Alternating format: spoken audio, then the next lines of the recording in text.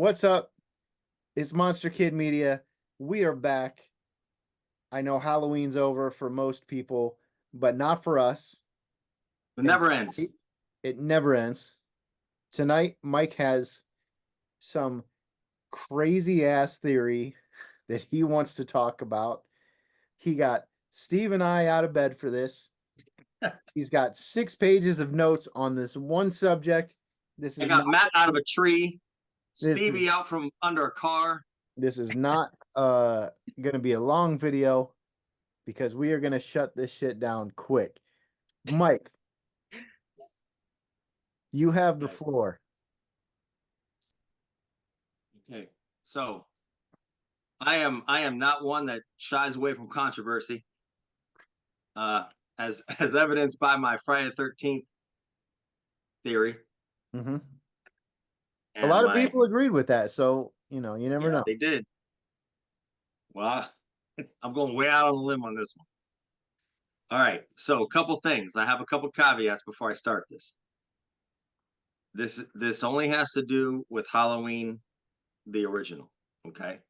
Because when they were making the original, they weren't planning on making any other ones. All right, let's get that out of the way. Yes. Okay. Second thing, if you start this out being 100% against it, if I can get you to 99% against it, then I've won.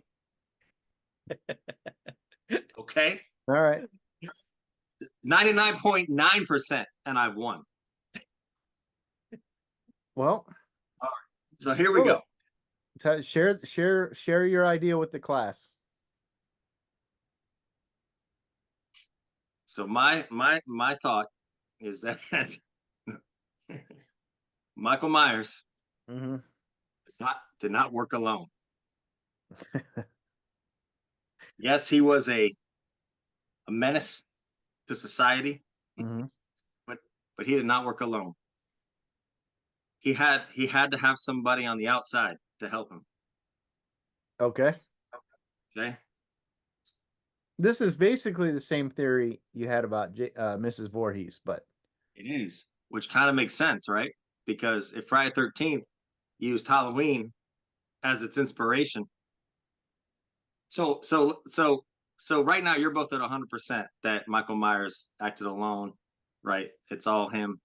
I'm trying to give you the 99%. No, but right now you're at 100. I haven't said anything, right? It's all Michael, right?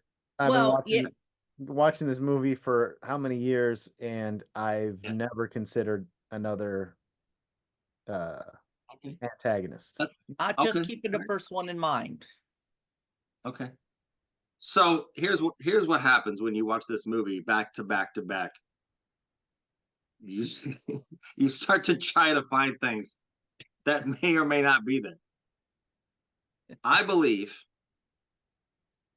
that Michael Myers has an accomplice, and he is a very prominent figurehead of Haddonfield town. One Mr. Sheriff Brackett. I believe that he is an accomplice to Michael Myers. Okay. All right.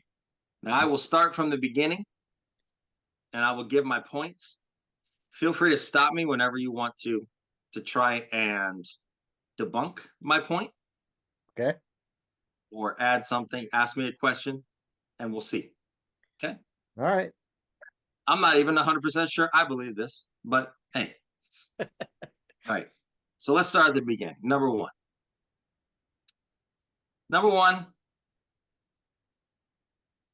how he gets out, right? Okay, let's talk about the asylum. So there's a lot of dialogue in this movie that kind of goes unnoticed. It's kind of in the background, and if you don't really pay attention to it, it could just fly right on by, right? Because all we want to see is carnage. We want to see Michael Myers killing some babysitters or whatever. So that night at the asylum, somebody didn't show up to work, did they? A guy named Bernardi. He didn't show up to work. He was supposed to be there at 10. They don't know what happened to him. But this guy Bernardi, he's got access to the asylum, doesn't he? Well, he conveniently left the gate unlocked when he didn't show up for work the night before Halloween, right? Just so happens that happened. So he was working for Sheriff Brackett. Sheriff Brackett paid him off, right? Now, Haddonfield is way far away from the asylum. It's about 150 miles. So Sheriff Brackett had his insider Bernardi do all that to get Myers out right before Halloween. Okay. Now, Michael had to drive away from the asylum, right? Oh, I mean, he's been in the asylum since he was 6 years old. So how did he learn how to drive? Well, it was either his insider Bernardi or Brackett himself taught Michael how to drive. How? He had access to Michael because, well, his insider, who worked the night shift, allowed him to come in at night, right?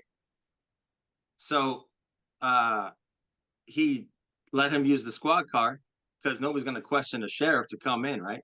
And he drove around the parking lot or whatever when no cars were there at night, because guess when he was going to be driving? At night, right? So, and later on, Loomis even quit. He goes, I don't know, somebody must have given him lessons, because the guy was like, how did he know how to drive? Well, okay.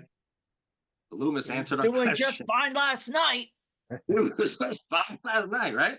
Somebody must have given him lessons. So let's talk about that, right? Let's talk about driving back from the asylum, 150 miles, right? Michael doesn't know where he's going. He's been in this asylum since he was 6 years old. He must have had somebody to follow. Oh, wait, Sheriff Brackett. So Sheriff Brackett probably helped him. But then on the way back, right, Michael got some overalls from a guy that owned a garage, right, or a mechanic or a tow truck driver. Yeah. Let's see what could have happened. Oh, wait, maybe Sheriff Brackett pulled this guy over on a dirt road in the middle of nowhere at night in a rainstorm on the same exact route back from the asylum. So when Michael was following him and the guy had him pulled over, guess who came and killed him? Michael came and killed him with a knife that Sheriff Brackett had already stolen from the hardware store. I'll get to that in a second. Because when we saw that guy dead in the field, right? He was all bloody. How was he all bloody? Michael had to have some sort of a sharp object. All right. Would be. Okay. And the wrench notwithstanding, because he's not supposed to have a wrench. That was just to break the window. He didn't have it. Anything yet? You guys want to? No, I'm listening. I'm intrigued. I'm taking it in. All right. So again, 150-mile drive. Now let's just say that at 60 miles an hour, that's almost going to take 3 hours to get back to Haddonfield. So that's fine. Now, in this one night, because remember, this all takes place in 2 days. Well, not even 2 days, like a day, basically, right? Because they escape from the asylum at night, and then Halloween's the next day. Like 26 or 27 hours. Okay. Total. All right. Yeah. So then that night, somebody went to the cemetery and stole a tombstone.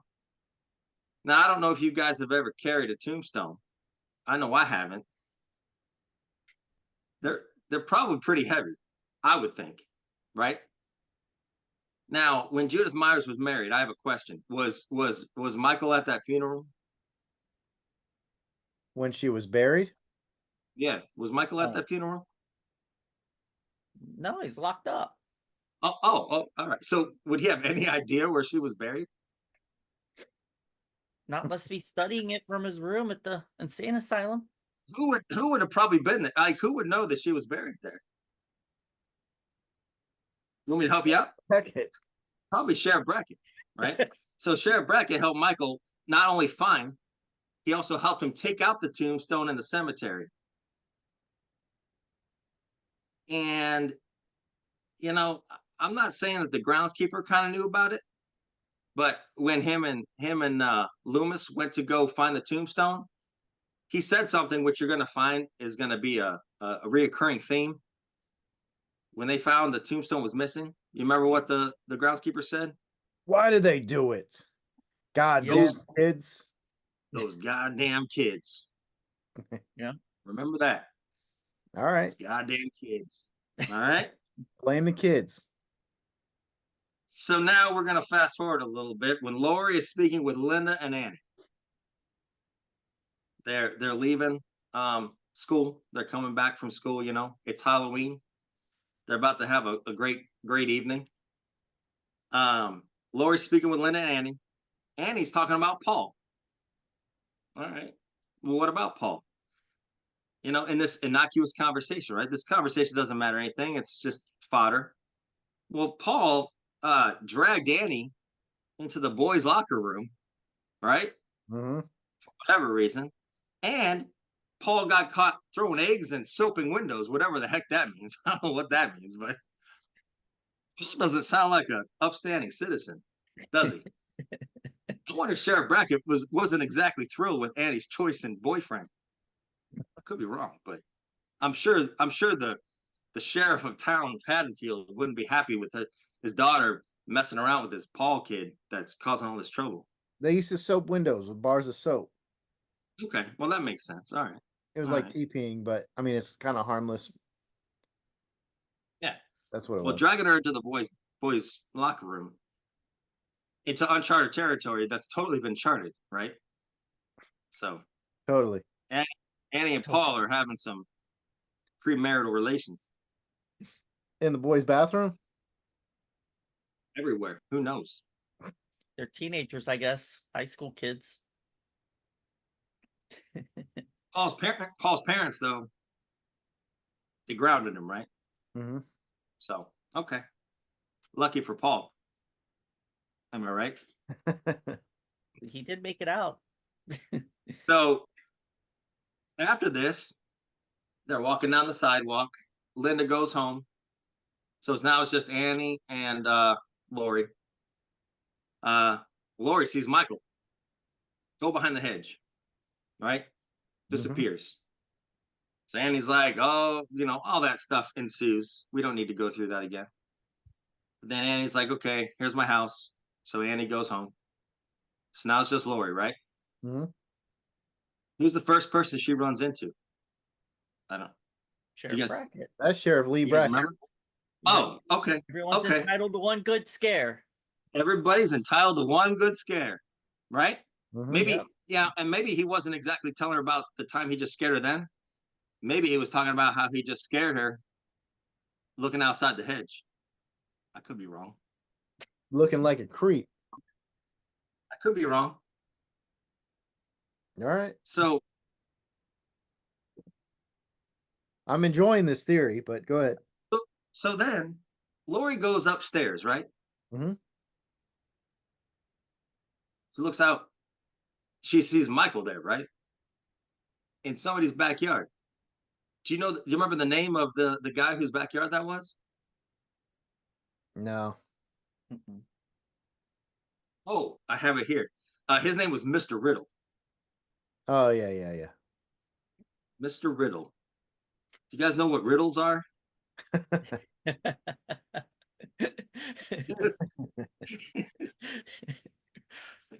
This is getting a little crazy, but go on.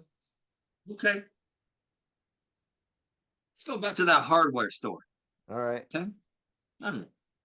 This hardware store, I got a lot of questions about this hardware store.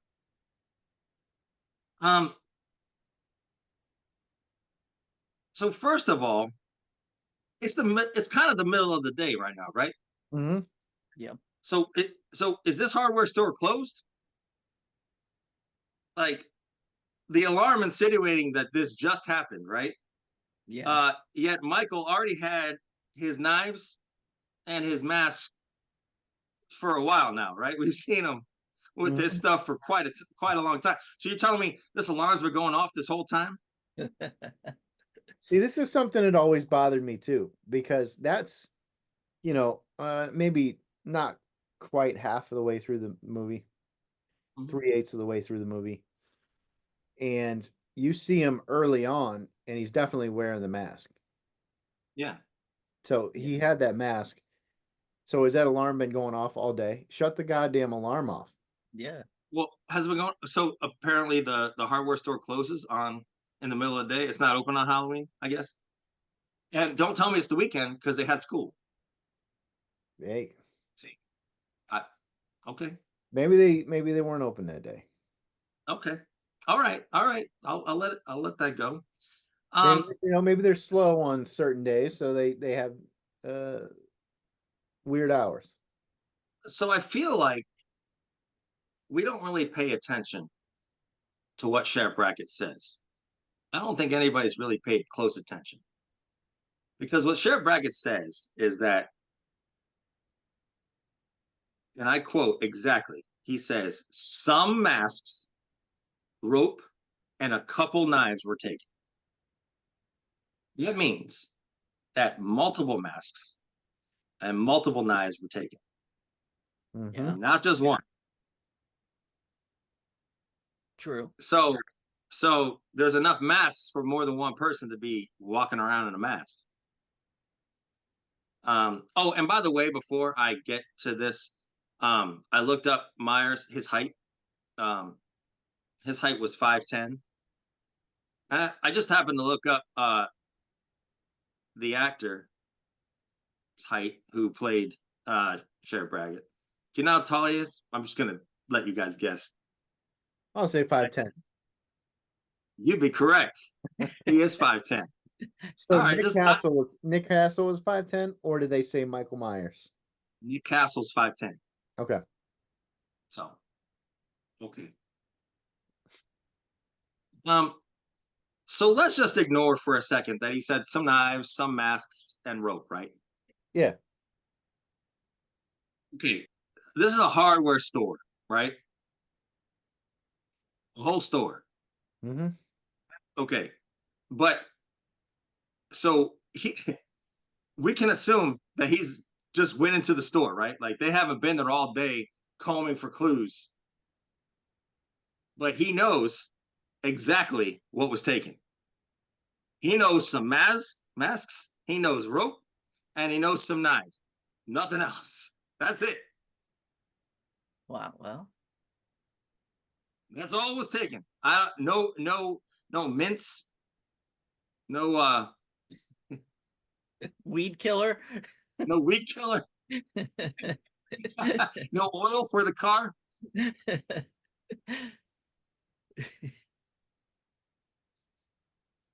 All right. Now, in that same scene, uh he's talking to the girls, right? Mm-hmm. Actually, you know what? Let me keep going. Let me keep going with this. So he said something interesting before he said that. He goes, somebody broke in to the hardware store. He said somebody. Then he goes, it was probably some kids who broke into the hardware store. To which Annie replied, you always think it's kids. Yep. This again shows the distaste for the kids in this town. By him, by the groundskeeper. I want you to notice now it's a couple people now that have distaste for the kids, right? Mm-hmm. I'm just gonna throw that out there. Next part. There's no way he did not smell the weed that they were smoking in the car. He ignored it. But you could tell he has become increasingly disappointed in his daughter and the teens of the town. So you think Because you think that because she's getting high and getting fucked in the boys' bathroom, her dad wants her dead. I think it's a whole. Well, let's calm down. All right, Let's, all right. So there's no way he didn't smell the weed and stuff. So then they leave, right? As they leave, Loomis comes to talk to him. There's a part right there when they're leaving and Loomis comes up. the camera hands over his shoulder like it does for Myers. Mm. And it looks like Myers is looking at them and Loomis like they do in other shots. Do you want me to Again, put that in here? put that in there. I'm gonna put Go that ahead. in right here. Yeah. So you So can then, see it's a shot over Sheriff Brackett's shoulder, looking at the scene, much like they do with Michael throughout the film. yeah. He's very uninterested in talking to Loomis. In fact, he sees Michael. He knows Michael is over there. He wants to get out of there because he doesn't. I don't know if he doesn't want Michael to see him or whatever, or just, you know what I mean. So he gets out of there, and then once he's gone, then Michael turns and comes through. Mm-hmm. Okay. So, and Brackett again very interested, but he agrees to talk to Loomis much later. Much later. So my guess is that he's got to coordinate where Michael's going to be, where he's going to be, because he's got to meet back with Loomis, and he doesn't want to be going in the house with Michael just standing there eating a dog, right? So,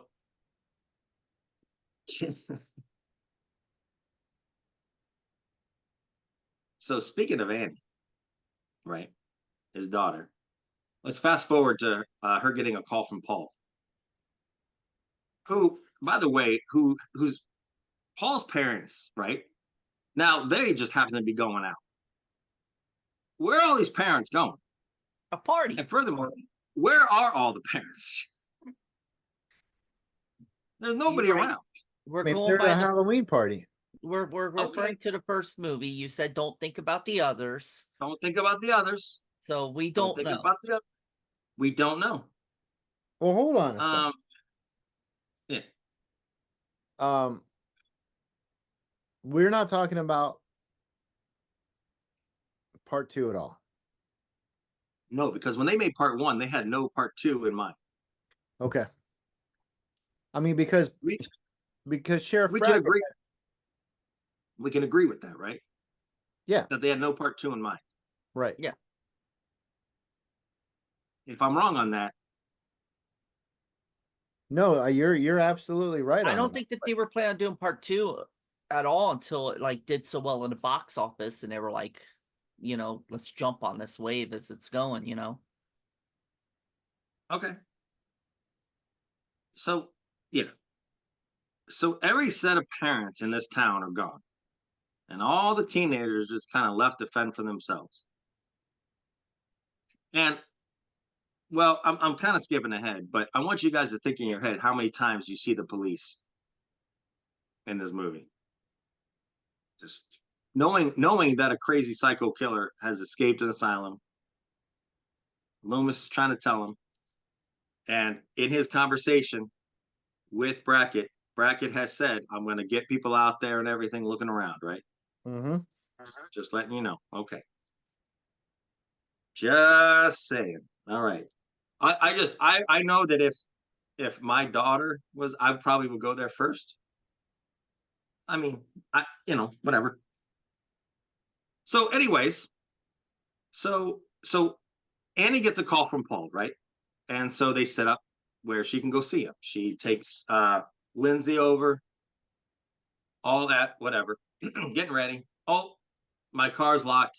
Gotta go get my keys, right? So she goes and gets her keys. But wait a second. She comes back and her car's unlocked, right? Mm-hmm. Yep. Now, this is the 70s, right? I don't know how prevalent automatic locks were. But I do know cars come with 2 sets of keys. So who would have had another set of keys for her car? By her parents. Maybe her parents. Maybe her dad, right? And who's her dad? Who's Annie's dad? Mr. Brackett. Ah, okay, Sheriff Brackett. Okay. Yeah. So while the sheriff had been stalking his own daughter in that in the laundry room, whatever. He's hearing her talk to her degenerate boyfriend about how they're gonna hook up, all the things that she's gonna let him do to her, all this stuff. Just hearing this talk about his daughter, like his little girl, his little baby girl. Just her brain has been completely just changed from the drugs, sex, and alcohol. You know, it's terrible. So he's like, fuck it, she's got to go. Well, he doesn't have to do anything. All he has to do is unlock the car. Because guess who's in the car? Michael. Because guess what? They both have masks. How do you know Because he it's took not some. Sheriff Brackett in the car? I mean, it could be. It could be. It You could. know? I mean, they took some knives. You know, I just saying. Rope and So, a couple masks. and a couple masks. Now, I mean, Brackett wouldn't have been as strong as Michael. So, you know, him choking her and then having to use a knife may make sense, you know, because he's not as strong as Michael. Again, I'm not saying that Brackett killed anybody. I'm just saying he's accomplice. You decide on your own if he killed anybody. Are you do you have any more points here? Oh yeah. Oh yeah. All right. Oh yeah. All right, let's go. Done. Look, anything I've said that you wanna ask or elaborate on, or No, there's something I want to talk about at the end of your theory, but okay. I don't know when the appropriate time to talk about it is. Okay. Because we are, well, I mean, I can throw it in now, I guess. We are only talking about the original. Yes. I don't think that your theory so far is too out there, because the people who made 6 had the same idea using Dr. Wynn, who has a very small role in the original. Yes. Like, he just walks out of the hospital. It's such a quick, short scene while Loomis is there. And they took that whole idea that Dr. Wynn is the accomplice who's letting Michael out. And Okay. for like this big cult thing. Yeah. But your Right. points are stronger than Dr. Wynn being a part of this. Mm-hmm. You know? Yep. Or maybe it could be multiple accomplices. All right, go ahead. Just hold on. Yeah. So the next time that we see Brackett, I'm trying to think next time we see Brackett. Oh, wait, yeah. This guy sneaking up again on Dr. Loomis. This dude is just sneaking up everywhere, right? Now, he had already told Loomis he's going to be scouring and searching, right? Mm-hmm. Yeah. Look, I don't know about you. We haven't seen him. We haven't seen his sheriff. We haven't seen anybody going up and down those streets. Have we? We haven't seen an adult to this point. So he sneaks up on him. Now, Brackett is very disinterested about what Loomis has to say. He is really dismissive. He claims, well, you guys remember what he said? All right. Well, I know that he blamed Loomis for letting him out. Damn you for letting him out. Well, he did. But before that, when he's explaining to Loomis what's going on, he goes, well, nothing going on. Except some kids playing pranks, trick-or-treating, partying, getting high. Oh yeah. Uh-huh. Yep. And then he said it's going to take a lot more than fancy talk. Now this is interesting. It's going to take a lot more than fancy talk to keep me up all night crawling through these bushes. Yep. I mean, okay, just saying. I don't know why he's crawling through bushes, but hey, I mean, Like he did earlier when he was at that hedge. Yeah, and when he's watching Annie through the windows. Mm-hmm. listen to her speak evils to her boyfriend. I mean, again, after he had talked to Loomis and they saw a dog, a warm dog eaten, and he's a skunk. That's the best he could come up with? A skunk? What? Are you kidding me? A skunk is going to be eating a dog? What is that all about? Anyways, he knows damn well who ate that dog. He doesn't want Loomis to know that he believes it. A skunk. And Loomis is probably just like, what is this guy talking about? I don't know what kind of skunk they got in Haddonfield. Anyways, I digress. Okay, so the killing of the teenagers. Oh yeah, so again, you don't think he'd check up on his daughter? Like he says, I'm gonna go check. You honestly, like, we can all agree that that would be one of the first people he would check up on, right? Yeah, especially knowing she's babysitting out by herself.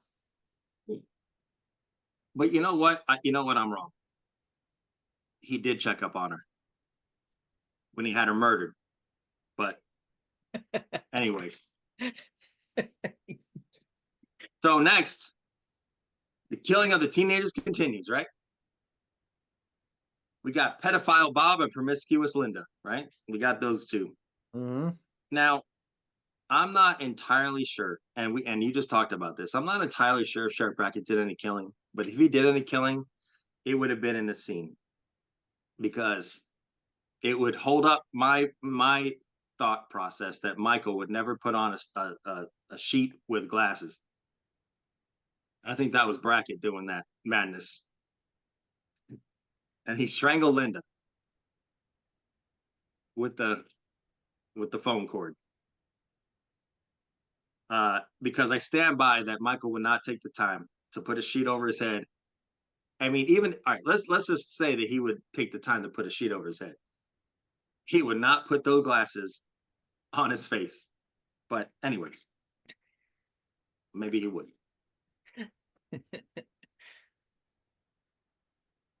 So then we have Lori. She sees the lights going on and off or whatever. Which, by the way, I might be skipping a little bit here. Let me see.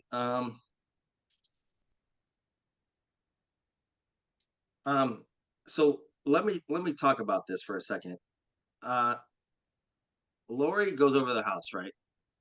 All the bodies have been moved, and not only moved, they have now been posed in various situations.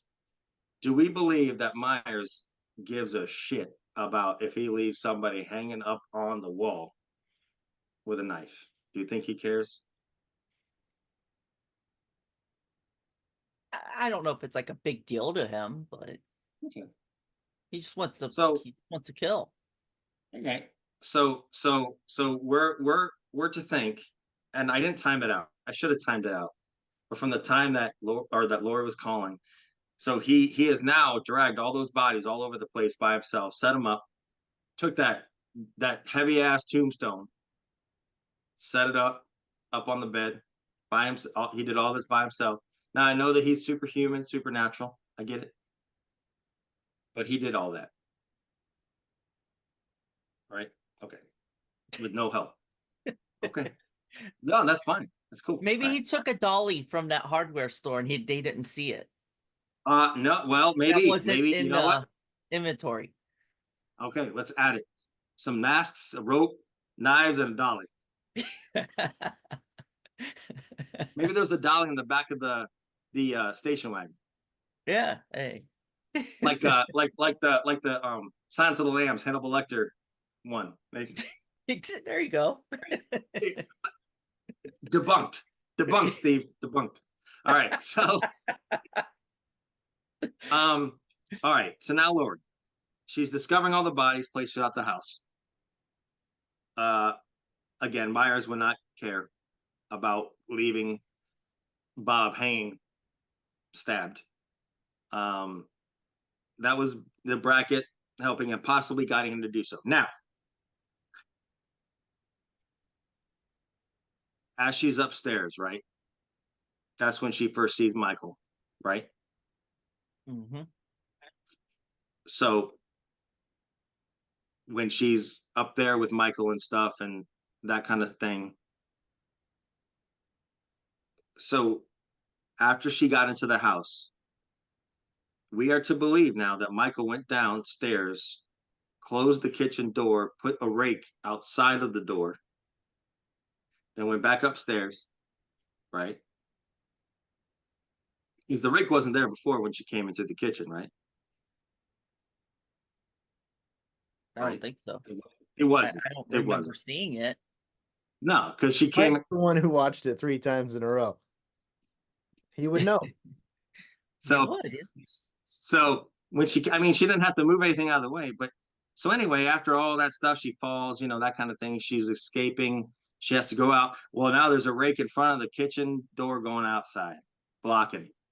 Man, that's crazy. How could that get there? I don't know. I just don't know. I don't know.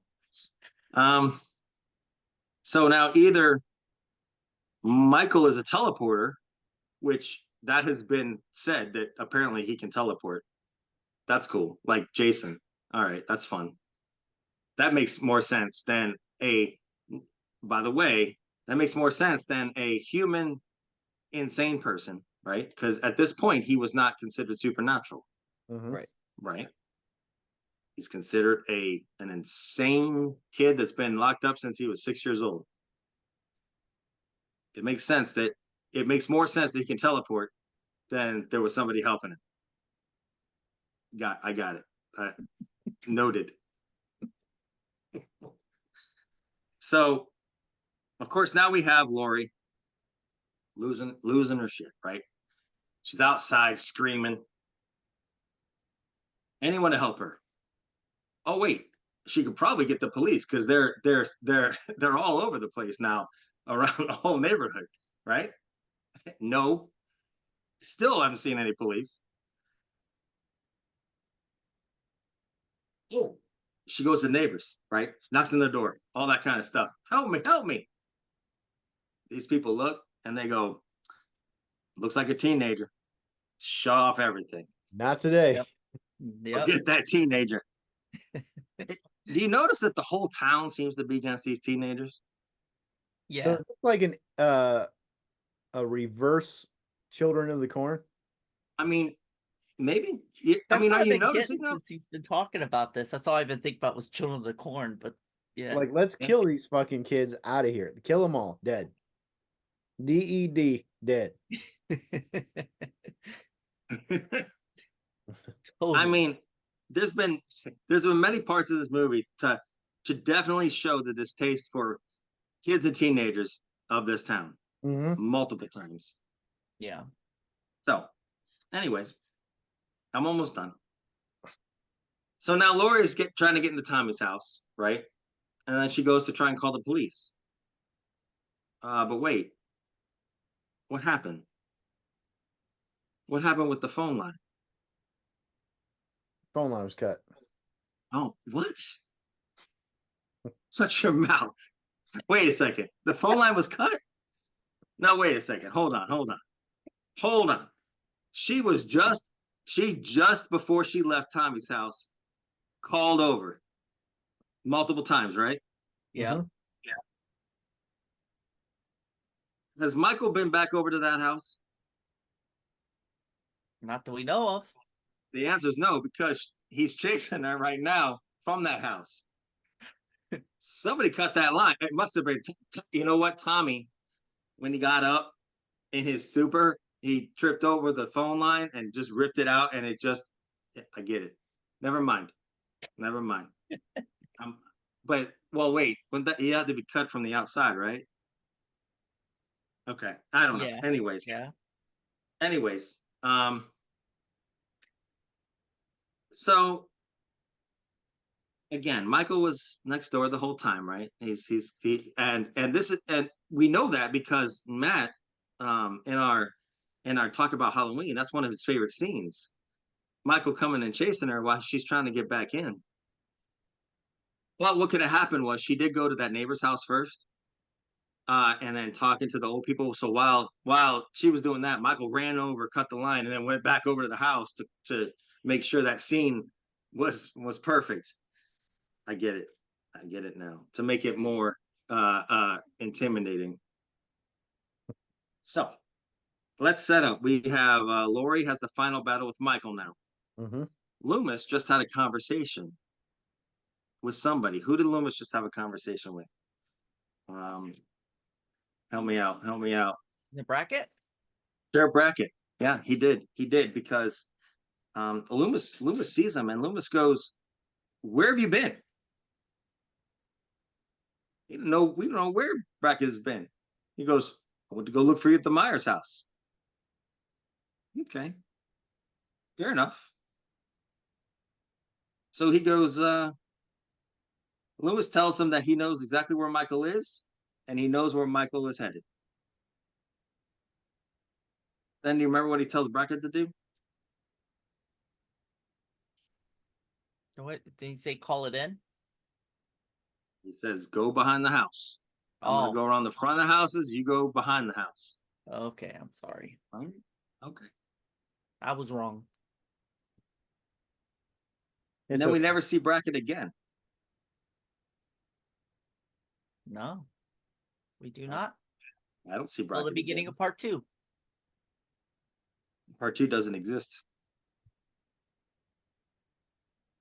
So in the final battle with Michael, Loomis, he shoots him 6 times. Yep. 6 times. 6 times. He shot him Shoots 6 times. 6 times. And he falls out the window. He shoots him and he falls out the window. But then he disappears. What? He does. Wait, hold on. This doesn't make sense because this is a human being, right? Now all of a sudden he disappears. All right, cool. How do you think he disappeared? What? How do you think he survived 6 shots? How do you think someone would survive 6 shots to the chest? Now, Brackett was supposed to be out there. He was supposed to be out there. Well, policemen have these things called bulletproof vests, right? Mm-hmm. And they put them on. And I would think that Brackett would have access to those. Probably, right? Wow. So then, like, when he got stabbed with the knife in the closet, again, you know what? It could have got through a little bit. Sure. I'm all right with that. And then after he got that and he got shot, his breathing became extremely more heavier and more labored, right? Well, I mean, yeah, bulletproof vests stop bullets, but they don't. I mean, they're still gonna mess you up. Yeah. So he falls out, right? Interestingly enough, it takes 30 seconds from the time that Loomis shoots him and he falls out for him to go and check. Because he's sitting there and talking to Laurie, looking at Laurie. So in those 30 seconds, I mean, there's somebody that's probably lurking around behind the house. I don't know who. Maybe Sheriff Brackett comes and pulls him out, gets him out of there. By the time Loomis slow ass gets over there, he's gone. That's cool. So this allowed him to do that. And then that's it. That's the end. All we hear now is very heavy breathing from Michael, who has just been shot 6 times. And in that little thing, we do see a knife, but that's okay because multiple knives were taken. So now that's not a mistake. We know he has multiple knives, right? And so Brackett, where did he take Michael? Who knows? Maybe the Haddonfield Memorial Hospital. Don't know. That's it. Huh. Wow. That's a first of all, very in-depth analyzation of the film. I was nervous to say anything. Like he was like a school teacher. Like I'm sorry. I wanted you guys to say this. I feel like I've talked so much. No. That I was I am here to listen to the theory. Uh, there's a lot there to unpack. There there really is. is. You definitely came correct here. You Do you think that there was more than one helper? Could Dr. Wynn have been there to unlock the gate? So as I kept going, I kept thinking, man, what if the whole town was in on this? Like, what if the whole town was like, you know what? Because he said multiple times, he goes, "This is a quiet," or something like, "This is a nice, quiet town," right? Mm-hmm. Well, all these teenagers are going and drinking and causing all this ruckus, right? Let's get rid of these motherfuckers. Yeah, and again, Paul was spared because he's got good parents who grounded him, right? Um, you know, uh, Yeah. yeah, I mean, Halloween is about sacrifice. yeah. So, solid theory, Mike. Solid theory. It real truly is. I've never ever thought of anything like that before. I'm okay. So I'm not gonna say anything, but I'm gonna go back and rewatch the film with this lens. Yeah. Okay. So when you do that, I want you to watch Sheriff Brackett and his facial expressions. Mm-hmm. Never once does he really show concern. And I even watched part two Mm-hmm. because he's at the beginning, right? Yeah. Even when he saw Annie, like, yeah, he got and then he ran off. Like, he didn't cry. He didn't like he's just like, damn you for letting that. Like, In shock. again, yeah. I mean, again, two doesn't count. Two does not count. Two doesn't belong. So Could there you this go. theory carry over to part two? So I watched part two. Again, he's still very when talking to Loomis, he still is very standoffish about it. I shot him 6 times. He's like, no man can stand 6 shots.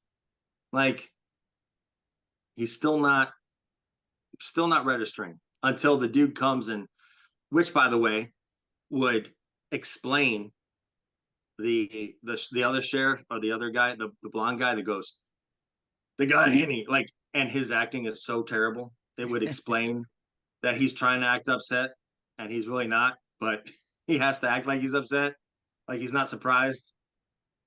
Yeah. They they, they got Annie. So you think he was in on it too? Again, Could have been the whole town. it could have been the whole town. If I watch two, I mean, maybe I definitely, maybe it's more, maybe it's bigger than Sheriff Brackett, bigger than we know. Maybe there's a whole cult, like a Thorn cult. Yeah. All I right. mean, you look at the hospital in part two. I mean, you said it doesn't count. Part two didn't happen, but you watch part two, there's not many adults in that hospital. The doctor's there and he's all drunk, Okay. but the rest of the people that are in the hospital working and stuff are supposed to be younger. Yeah, Yeah. those hallways are empty. Yeah. I mean, the only adult there, and yeah, there's no cars in the parking lot. I mean, you're talking about an emergency room on Halloween. Yeah. Stop it. The only one we see is that mom bringing in her little kid, With the Yeah. but he's still a kid, so that's different. Little kids are spared; they're okay. Wow. This theory, and I was Halloween, I hold dear to my heart.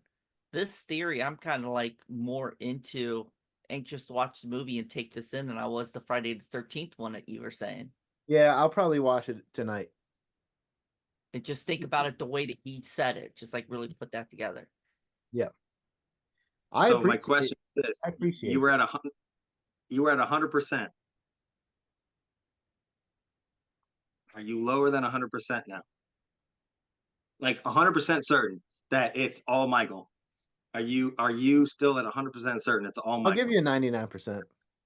Okay, thank you. Yeah, I'll be there with you too on that one. Now, my question, say with what you're saying is valid and everything. I mean, obviously it is. You took awesome notes and everything. You got that down. Do you think John Carpenter was intending it to be that way? Or do you think it was just a simple slasher scripted movie and we're just diving So way more in depth than we should? Yeah, if I'm being completely honest with myself, I believe it was a simple slasher movie. I mean, it would be awesome if like this is just something that they hid in there. That'd be great. Which, again, I don't know. There's just a lot of things that, and again, it's one of those things that they make a movie, an entertaining movie. They kind of suspend disbelief, whether to budget or time or whatever, right? Like nobody really cares that Michael can drive. Nobody cares. Maybe there was a part 2 intended possibly on John Carpenter's side, but he didn't do it. Someone else, they went with a different director and writer just to make it cheaper or something, and they went a different route than what he wanted to go. It could have been. But My camera totally shifted, didn't it, the whole It time? I'm very It's impressed. just slowly been going over. I'm really sorry about that. I'm I am- impressed with the detail and the notes that you have looked into on this. Yeah. For everybody who's made it through this is a shorter episode, and it's actually it's kept my attention. Whereas sometimes we'll just ramble on and on for hours. But anybody who's made it through this, let us know what you think. Rewatch the film thinking the way Mike is thinking and comment what you guys think after all. I'm excited to hear what people think. Yeah. I would ask before somebody comments to watch the movie with that thought in mind. You don't want people to just be like, Mike, you're fucking. I mean, they can, but I want you to watch, and I want you to pay attention to the way he looks. He is just so he always has a very cynical look on his face. And then listen to the dialogue of everything. The kids, listen to their dialogue that just doesn't matter, right? Like she even talks about when she's on the phone in the laundry room that some random kid is gonna go, he's out having beers or whatever. It's just another thing about these kids just losing their minds, right? Wild in Haddonfield. We got to get rid of them. This is a quiet town, man. This is a quiet town. Grumpy old people And don't like this chaos. Yeah, it all started with the dude, and again, that's something I never really paid attention to. Like he was supposed to be there at 10, and he never showed up. Wow. It just so happened that on that night, old Ronaldo. What was his name? it was Bernardi. What was it? Bernardi. Yeah. When you watch it, you'll hear them talk about it. All right, Mikey. I appreciate this. Good job. Yeah. Good job. Let us know what you guys think. Thank you guys for watching. Man, I'm ready for all the hate, and it's all right. Dude, I think you came across well. I don't think there's gonna be a lot of hate. I mean, there of course be some, but I don't think there's gonna be some purists that are like, "This is so dumb. I can't believe I wasted my time watching this." But then there's gonna be people who are like, "I can see wanting to kill all the kids." Yeah, it's all about the thumbnail.